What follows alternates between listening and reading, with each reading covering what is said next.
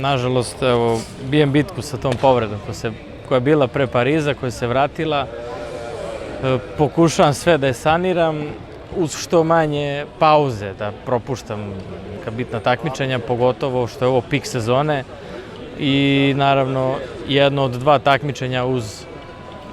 svetsko prvenstvo u novembru, koje su najbitnije u ovoj godini. Meč individualni sam odradio fantastično, zaista sam prezadovoljan, napravio sam dobru taktiku, sve aludiram na povredu, u početku sam malo išao dosta sporijim ritmom da bi na kraju ubrzo i to dalo željeni rezultat da se domognem tog finala.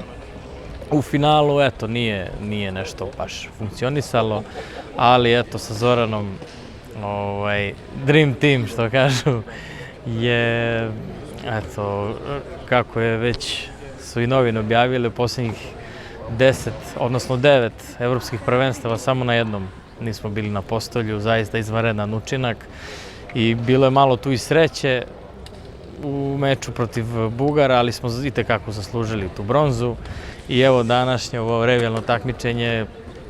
dao sam zaista sve od sebe, eto, prvi ispod crte za ulazak u finale, moram biti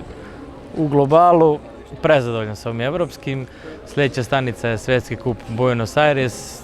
nepoznat teren, nisam nikada bio tamo,